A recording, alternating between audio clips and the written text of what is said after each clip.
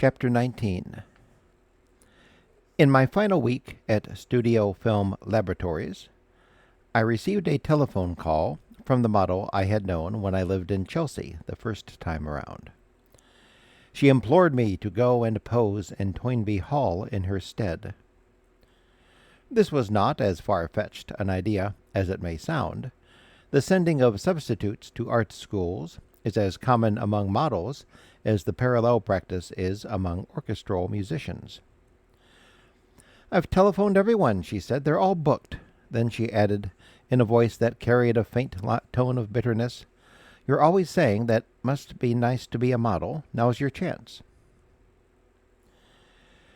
As soon as I had put down the telephone receiver, I flew at one of my older pairs of underpants and, with those very same paper shears that had once nearly brought disgrace upon me, cut away everything but the waistband and a small triangle of fabric in front. I had not been an art student, and knew that in England, though not, I was told, in Germany or any of the Scandinavian countries, male models were never quite naked before a class containing female pupils. The following evening I arrived in Toynbee Hall for a 4-hour evening class. I was eager, but a little apprehensive lest I should faint, as I had often seen models do. As I stepped onto the throne, the master said, "I suppose you couldn't hold on to the top of that screen behind you in a kind of crucifixion pose?" I pointed out that I had died after 3 hours last time. The idea was abandoned, but I was asked to stand for the whole lesson, with the usual 10-minute breaks every hour. I was glad of this. It made the evening a representative test of my endurance.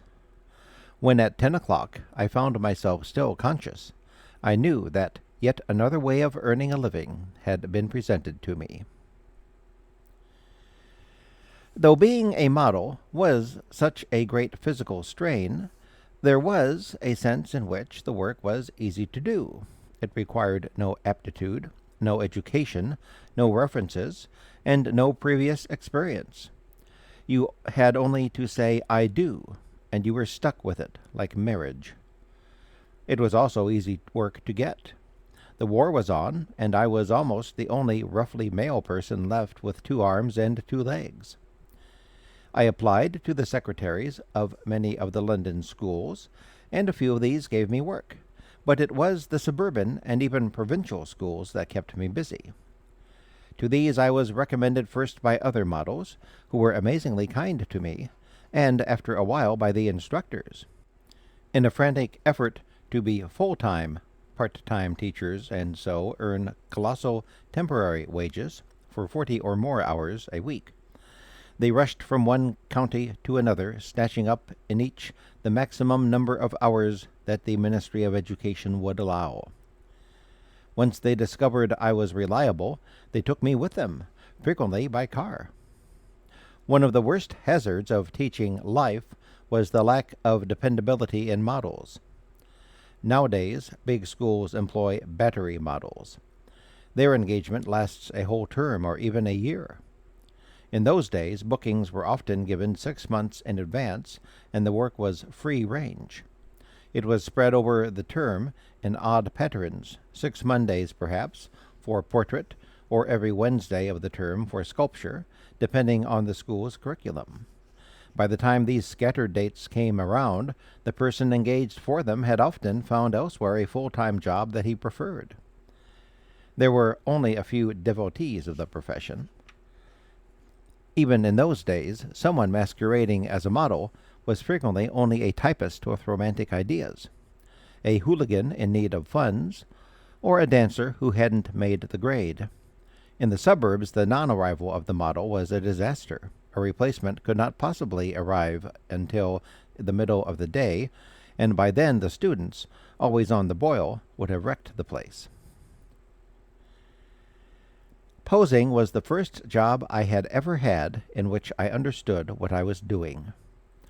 Always until now I had worked, or tried to work, to a standard other than my own. In commercial art, I had always made an effort to draw things so that others would find them appetizing and worth their money. Even in my book, I had attempted to describe ideas so that others would find them interesting. For some artists and writers, this may not be difficult. They may have tastes they share with the average consumer or the gentle reader. I had so little in common with real people that someone once said to me, "I think I like things better before you've praised them." In these circumstances, it was hardly surprising that my drawings and my writings brought me so little success. I decided to set about the job of modeling in the opposite way, to force upon the students the qualities that I felt life drawing ought to possess. When I had attended the art school in High Wycombe 12 long dark years before, the hours I had most enjoyed were those spent in the life room, but though some of the models had been of a beauty like the sun, hardly any of them had seemed to me to be doing enough. They had stood or sat or lain about like ordinary mortals, and not a bit like the figures of Michelangelo. I wanted to change all that. I was an avowed enemy of culture, but I admired his work unconditionally. Of all the paintings from the nude that I ever saw, only his appeared to me to be not merely of living people, but of what it is like to be alive. The drawings of Ingres, continually held before the lustreless eyes of students as an example for them to follow, always seemed to me to be seen from the outside, to display a lascivious preoccupation with surfaces, with the convexities and concavities of the body. Michelangelo worked from within. He described not the delights of touching or seeing a man, but the excitement of being man. Every stroke he made spoke of the pleasure of exerting, restraining, and putting to the utmost use the divine gravity-resisting machine. His work had the opposite quality to the paintings of Rembrandt, into whose canvases the subjects stumble, broken, conscious of their physical faults, and begging the beholder for forgiveness. I was determined to be as Sistine as hell. It was fully in accord with my endeavor to live in the continuous present from head to foot. Unfortunately, I was not naturally equipped to carry out this mission. I was undersized in all respects, except for a pigeon chest and a huge head. When stripped, I looked less like ill David than a plucked chicken that died of myxomatosis. It could hardly have been otherwise. I had lived most of my life by starving and gorging alternately, and had never taken any exercise other than walking the streets. However, I twisted and turned, climbed up the walls of the life rooms, and rolled on their paint-daubed floors morning, nude, and night for several days a week for 6 years. The students were furious. I had not foreseen this.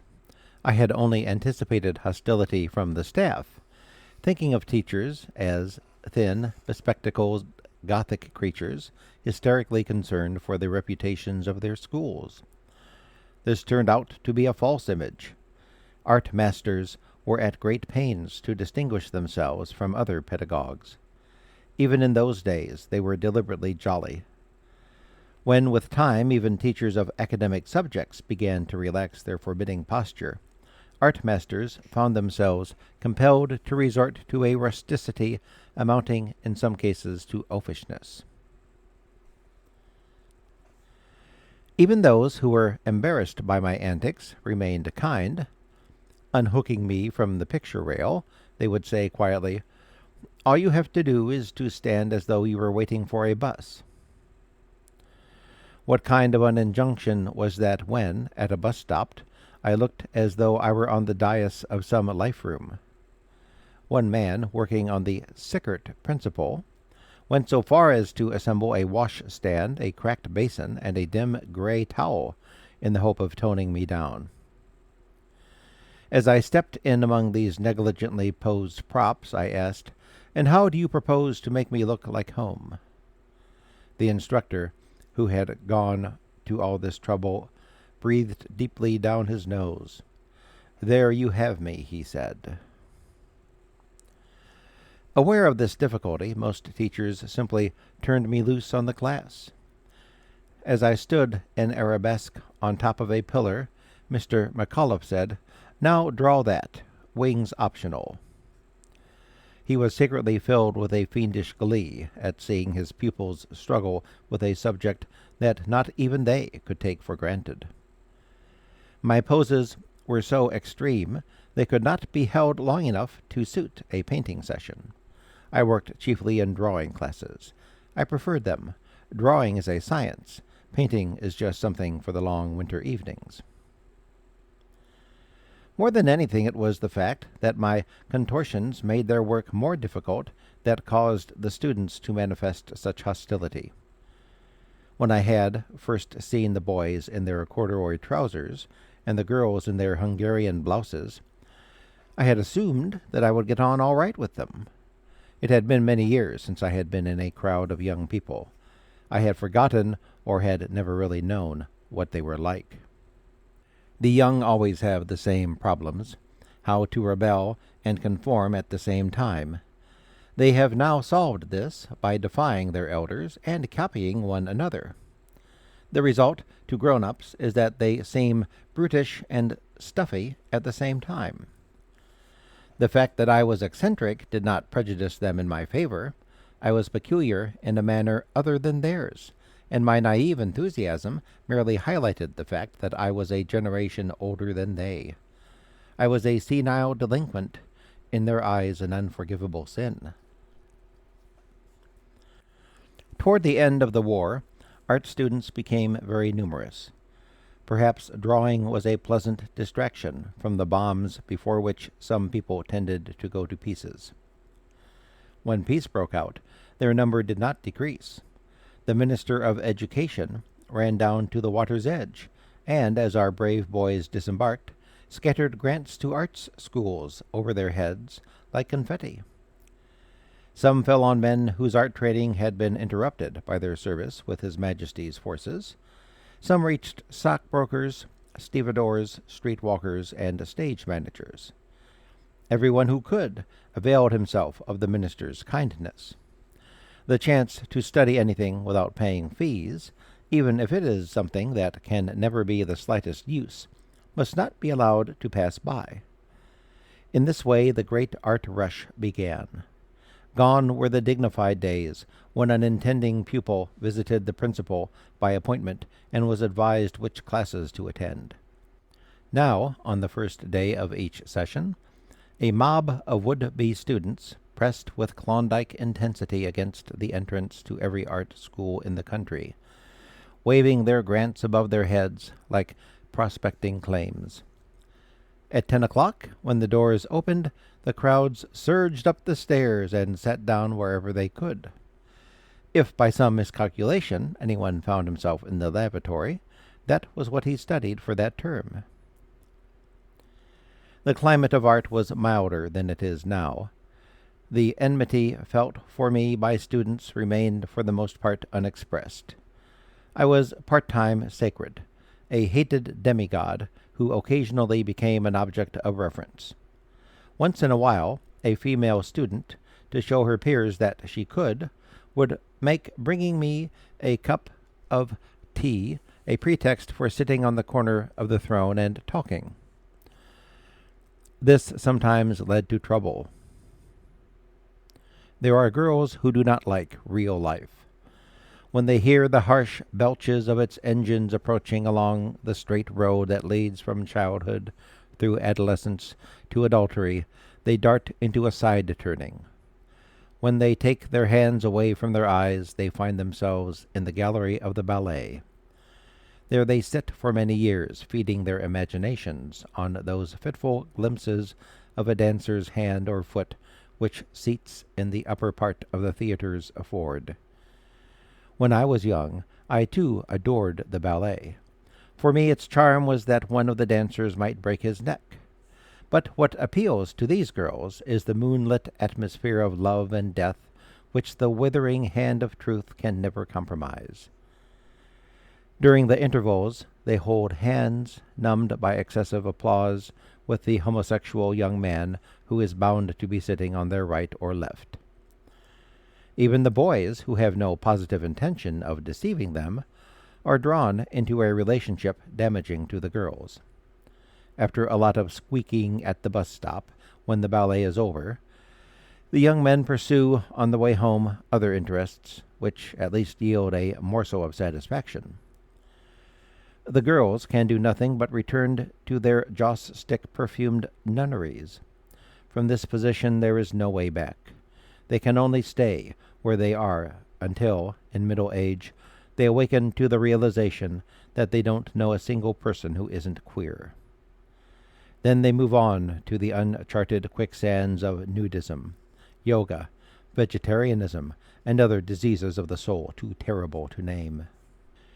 Some of these girls are innocent enough to think that these unreal friendships will lead to true love, a kind of sexual intercourse that will happen to them without their having to take too horribly much notice.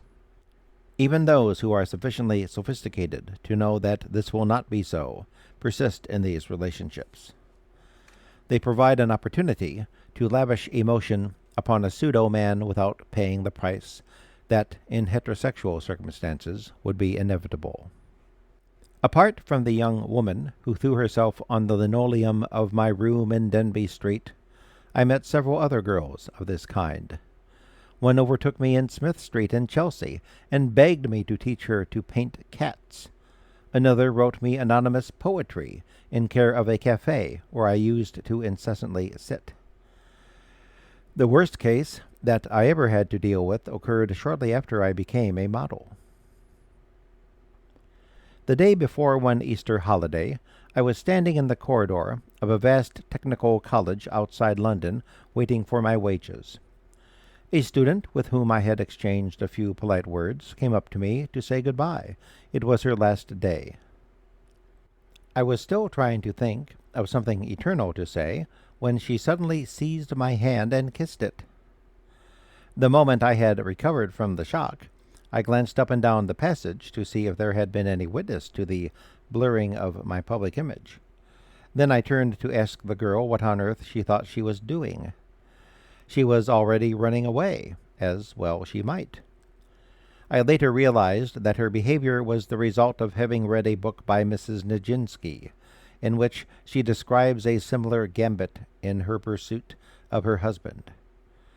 On finding this partially reasonable explanation of the event, I regained my polar calm. A week or two later, the girl wrote to me asking if we could meet. Foolishly thinking that all I represented to her was a glimpse of the life beautiful, I suggested that, after a Sunday morning class at her old school, I should bring her back with me to London, give her lunch in a hooligan's restaurant, and take her to tea with someone sufficiently untidy to pass for a genius. This scheme was put into action, and all seemed to be going well, until we were standing in Holborn amid the usual crowd of hostile witnesses, waiting for a bus that would take her home. Then, without even a cry of warning, she flung herself upon me with a weight fit to bring me to the ground and implored me to kiss her. I was very annoyed. Straightening my knees with a great effort, I said sternly, "You had better catch your bus." This she did, but the hideous entanglement did not end there. I received a letter from one of her friends, entreating me to continue to see the girl. The implication was that suicide would follow if I refused. I replied explaining that I was homosexual, and that, as we now all knew that a beautiful friendship was not all that was expected of me, further meetings would be a complete waste of time. It took several other letters saying the same things more and more unkindly to bring the relationship to an end. A friend in the forces, to whom I described, by post, this chain of degrading incidents, replied, "How could you have been taken in by all that soulmate rubbish?" My sin had not really been naivety, but vanity. I had, as always, been reluctant to forego a single ounce of friendship, and had imagined that, by strength of will and the use of an unremittingly antiseptic manner, I could have and hold the situation on my own terms. Another friend, who was told the tale, asked me what the girl looked like. When I described her, he said, "But if she had been good-looking, and as masculine as you are feminine, if such a thing were possible, would not her advances have been acceptable?" By asking this question, he showed me that to him, and doubtless to many other people, an effeminate homosexual was simply one who liked sex but could not face the burdens, responsibilities, and decisions that might crush him if he married a woman. This idea seemed to me totally erroneous. It left out altogether the devouring preoccupation with the male sexual organ, which, as soon as his erotic habits are completely formed, becomes the main and finally the only interest in a homosexual's life. The question was put to me quite sincerely by an entirely heterosexual man. This showed me that in normal love the emphasis was not on the sexual organs. The relationship was a clash or a union of personalities laid bare by sexual passion. Between two men, it consists of each using the utmost force of his personality to gain access to the sexual organs of the other. Of this situation I was not yet in my own life aware. Chapter 20. Most of the models I knew I had met very casually while we stood in some secretary's office or waited in the tea queue of a school canteen. We flexed the muscles of our bare feet and pulled the misery of our falling arches and distended veins. There was one whom I met by formal introduction, just as I was about to begin work in one of the top-floor rooms of St. Martin's School. Mr. Hofbauer came and stood at the foot of the throne. He was really the art director of Ivor Nicholson and Watson, but occasionally he disguised himself as an evening student. He told me that the man posing in the next room wanted to meet me. I went next door, where, not in entire forgetfulness, but in utter nakedness, this other model and I bowed and shook hands. When the class was over, he suggested that we should visit one of two of the cafes which he frequented in Charlotte Street. If it had not been for this casual invitation, a whole world might forever have remained closed to me. By night, when these places came most vividly to life, no one who had not a Pathfinder's badge could have reached them. The blackout made them indistinguishable from the ordinary shops on their right and left. Even if I had known their whereabouts, I would never have dared to enter them alone. Eating under the ferocious scrutiny of strangers gave me indigestion. But once I had been introduced by an habitué and found that my appearance was acceptable there, my whole social life changed. Until now, my evenings had been spent lying down to recover from the strain of standing for 7 hours, or writing to my mother, or mending my socks, or having a good cry. Suddenly all these activities, which I had regarded as mildly pleasant before, were brutally squeezed into hidden corners of my leisure, so that I could devote 2 or 3 nights a week to sitting in one or other of the cafes in Charlotte Street. This occupation represented far more than a change of pastime. It marked the discovery of a new self. To go with my public face, I now began to construct a public character. I moved from concentrating on individuals to dealing with crowds, but with a difference. In youth, my object had been to reform. I now wanted to entertain. Here the reformation had already taken place. I was moving among people to whom my homosexuality was of no consequence whatsoever. I began a whirlwind courtship of an entire district. In appearance, these cafes were just like those from which I had been barred 15 years before, in Old Compton Street. In all other aspects, they were very different. Many homosexuals were present, but there was no element of camp. They were also quite unlike the places which were to spring up 15 years later, where, amid the excruciating discomfort of industrial design and the cacophony of guitarists, People of all ages could be seen teen-aging like mad. They even differed from their contemporary counterparts in Chelsea, which were clean to the point of primness, and riddled with an artiness which I now saw to be but a feeble pretense of bohemianism. In Charlotte Street there was a sound of revelry by night, and London's capital had gathered then her beauty and her chivalry, and bright the lamps shone on brave women and fair men. There was a marvelous generosity about the way the restaurants were run. The helpings were large, even discounting the portions of drowned cockroaches which were served at no extra cost with every dish. The staff was friendly and unhurried to the verge of immobility. So was the clientele. Bookies and burglars, actresses and artisans, poets and prostitutes. And there was an entirely new caste brought into being by the war, deserters. These did not merely frequent the cafes, they couldn't leave. In a smoky cellar called the Low Dive, they stayed for weeks at a time. Ultimately, this place was closed by the police. This seemed a foolish move, since the deserters there could be taken in the swarm. With this subsection of hooligans I had a special bond, because I had 2 exemption papers. One had been flung at me by the medical board, and said that I suffered from sexual perversion. Another, sent to me by the Labor Exchange, presumably out of sheer kindness, gave no particular reason for my inability to enter the forces. These I could lend to anyone who wished for a few hours to leave his hideout.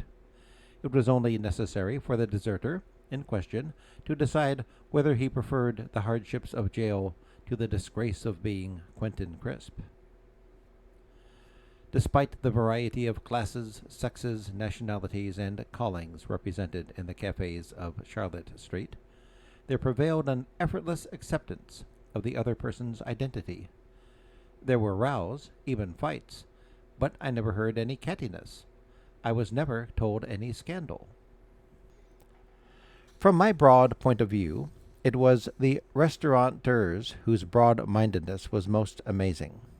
Whereas in Chelsea, eating houses, I was on sufferance, and was warned not to sit near the window, in Charlotte Street I was not merely accepted without question, but was frequently given meals on credit. Occasionally I was even lent money by the proprietor to buy black market goods that the customers and the staff were perpetually offering for sale. The only people I ever saw turned out were those who combined fighting too much with eating too little. Even for these, exile was never intended to be permanent. When Tony tired of a rowdy group of girls, he flicked their bare arms with a wet tea towel. They left without taking offense to return later with cheerful grins and long sleeves. I still sometimes dabbled in commercial art, usually by doing book jackets. These were the commissions I liked best. They did not necessitate doing a drawing so large that distant parts of it could only be reached by pinning it on the wall. I never owned an easel. On the other hand, none of the work was so small that it could only be done with the aid of a magnifying glass. Also, the amount of lettering involved was seldom great. I learned to handle books so that they fell open at the murder, and even when this did not happen, I was soon able to read through them rather than read them. The narrative evaded me, but the style in which it was written told me what kind of reader it was intended for. Once I knew this, designing the cover became simple. If my eye was caught by the words, "Her eyes filled with tears and her bosom rose and fell," it was obvious the book was meant for women. Pastel shades, dark-haired heroine with shallow cleavage. If the novel had been written for men, it would have said, "Her huge breasts shuddered with emotion in their straitjacket of pink satin." Dark tones, red-haired heroine with deep cleavage. If in 300 pages there was no mention of breasts at all, the volume must be a documentary, no illustration, or for children, bright colors, mouse-haired heroine with no cleavage. These rules applied at that time because the intentions of publishers toward readers were still honorable. Now that the marketing of all goods, including books, has become a shameless hoax practiced on innocent consumers, the works of Monsieur Zola are packaged to look as though they were by Mr. Spillane. This ruse works because no one would dare to take a book back to a shop because it wasn't as filthy as the cover promised. Among the firms for whom I most often worked was Messrs. Eber Nicholson and Watson, whose art editor told me that if I wanted to write something for publication, the time and place were now and here. During the war, though there was a widely advertised paper shortage, publishers would issue any old muck. Even so, I thought it prudent not to attempt anything long. I decided to write a mere pamphlet in verse.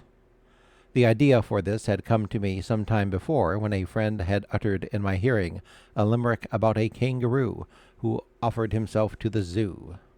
It ended, "But whenever he tried, the committee replied, 'We already have plenty of you.' But the time I next saw my friend, I had added a second verse. 'If you like, you may leave us your name, so that we may go into your claim. And then doubtless you'll hear, in the course of a year, an evasive reply to the same.'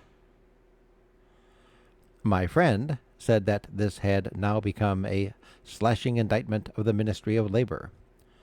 I rather shakily agreed, but even when elaborated into 48 rather clumsy verses of angerless satire, the idea seemed to need something else to make it worth a publisher's while. I decided to try to ensnare Mr. Peake into illustrating it. He was at that time the most fashionable illustrator in England. In spite of this, he frequently sat in the barbecue in Chelsea, and was not in the least inaccessible. When talking to him, I allowed it to seem that Messrs. Ivor Nicholson and Watson had already commissioned the book, and he declared himself willing to illustrate anything that was certain of appearing in print. These words had hardly issued from his lips when I leaped up and ran all the way to Manchester Square to tell the publishers that Mr. Peake was simply dying to illustrate a book I had written. They expressed their interest in anything that Mr. Peake chose to work upon. Running to and fro, and making a series of statements that seemed increasingly positive, but never could be used against me, was much harder work than writing the verses. These only took 2 afternoons. That was as it should be. It was certainly not the writing, but the chicanery that ensured publication. When the book came out, anxious to know if sales were booming, I crept into Hatchard's, where a pile of copies was on display. To my delight, there was a man staring at the uppermost of these. This, however, turned out to be Mr. Peake. I do not think all this, and Bevan too, can have been a triumph, although I was immediately commissioned to write and paid for another book. The second was never published. I sank back into oblivion. I saw myself sinking, and would have cried out for help had there been at hand anyone who could have been the slightest use. Coming closely upon my defeat at the hands of the movie industry, this failure to reach the literary big time might have been hard to bear, had not my social life, at that time, been so eventful.